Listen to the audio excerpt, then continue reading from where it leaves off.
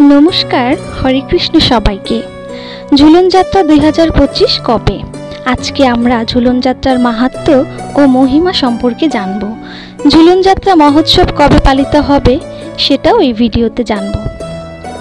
আজ পবিত্র রূপিণী একাদশী।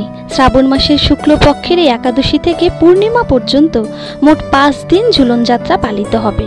অর্থাৎ 5 আগস্ট থেকে 9 আগস্ট পর্যন্ত বলরাম পূর্ণিমার দিন পর্যন্ত পালিত হতে চলেছে ঝুলন যাত্রা। পদ্মপুরাণে উল্লেখ রয়েছে, এই ঝুলন যাত্রা মহোৎসবে যিনি অংশগ্রহণ করেন এবং ভগবান শ্রীকৃষ্ণকে যিনি দোল প্রদান করেন, তিনি ভগবানের অত্যন্ত প্রিয় হন এবং কৃষ্ণ প্রেম লাভ করতে পারেন।